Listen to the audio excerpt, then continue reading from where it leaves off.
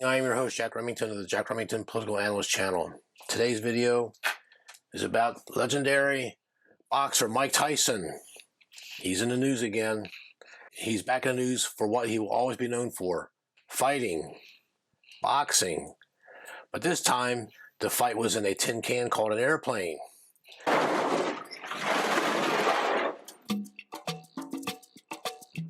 Iron Mike Tyson got into a one-sided fight against a much younger man who looked under 25 years old, but there's more to this story. TMZ got the exclusive cell video, and as usual, got the viral video out first.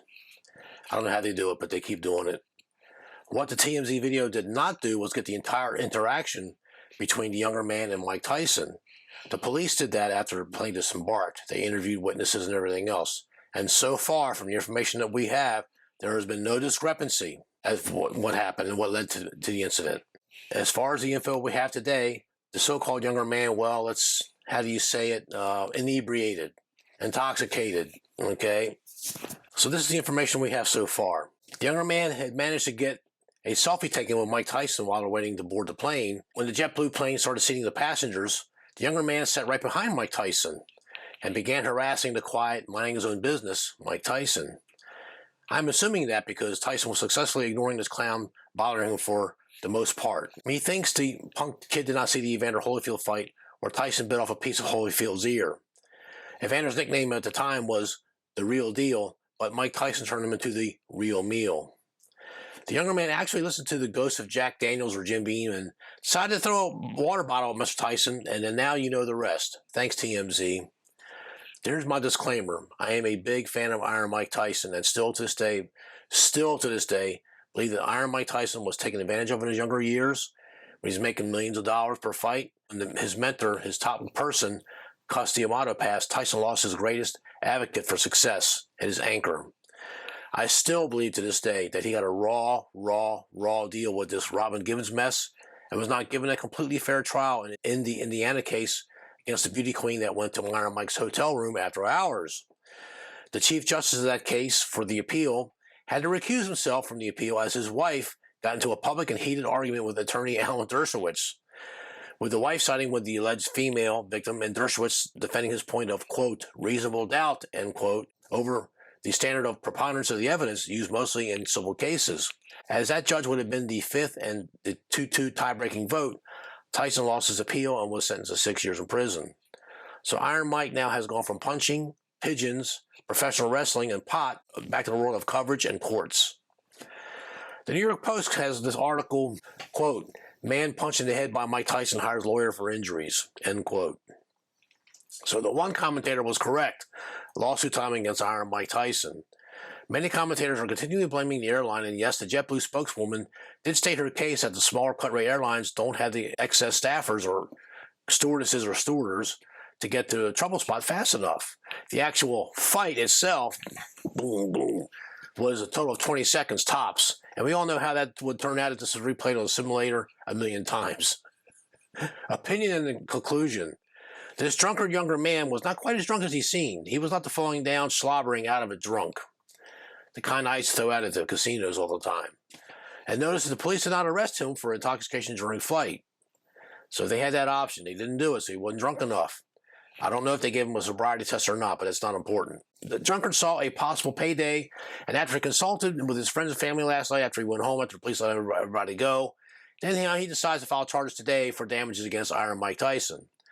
Personally, I think Iron Mike tolerated this dude far longer than I would have given. I mean, I give Tyson credit for this, and I am a fan of Mike Tyson. I didn't think he could do this.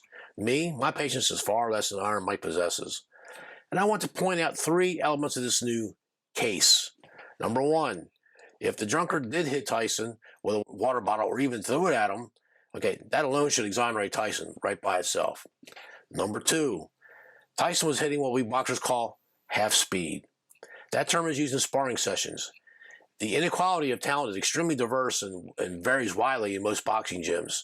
So the trainers get the stud boxers, the experienced beasts that they have, to go easy on the less experienced and talented ones. If Iron Mike wanted to, he could have killed this punk with one punch, either hand. Tyson wanted to teach this punk a lesson. Quoting the late, great Mark Twain, quote, a man who carries a cat by the tail learns something he can learn in no other way, End of quote. Thank you, the late great Mark Twain. Number 3, Tyson did show incredible restraint, in my opinion. Tyson did not hit the lady who killed and then cooked for dinner one of his pet pigeons years ago. I want to repeat that. Tyson did not hit the lady who killed and then cooked for dinner one of his pet pigeons years ago. He did what was right. He just plain out just got rid of her and dumped her. Just got rid of her ass. So I hope Mike Tyson beats this case and the drunkard has to pay all legal fees. Iron Mike Tyson has had a life of extreme ups and downs, but I still believe in all my heart that he's a decent person. He's not evil, and that he just did not have the proper tools to be a cooler, temperatured person in this savage planet of humans. To love pigeons the way he did, and his declining health-impaired white tiger that he was forced to give up after almost 20 years speaks volumes. Incredible restraint. He did not have anyone to teach him or talk to him how to approach women or what to be wary of, what traps there are out there. He certainly did not have anyone teach him how to handle his money.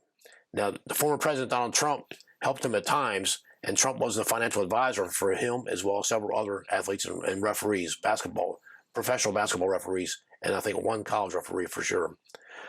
Mike Tyson will probably get banned for life from flying ever again. So stay tuned. Iron Mike, if you watch this video, if you see this, I wish you the best. Rise above it. You can do this. You have good in your heart. I don't care what your detractors and what everybody else, they've given up on you. They gave up on you years ago. They gave up on you when you were a child. Well, there are some people on this planet that see goodness, and I'm one of them. You hold your head high, and you show these people that you're the great Iron Mike Tyson, now and forevermore. Hope you enjoyed this video. Here's my musical track that I put at the end of the videos. Please like, share, subscribe, and any comments, leave in the comments below. This is a pretty hard video for me to make because I am a fan of Mike Tyson. I love boxers anyway because I tried it when I was a much younger man. It wasn't very good. I should learn a lot. And I respect these men. They're men that get in that ring. Men box. Okay? You know, men have a code of ethics that is just unique. So take that. Hope you enjoyed this video. Leave some comments below. Thank you. Stay tuned for the next video. Thank you.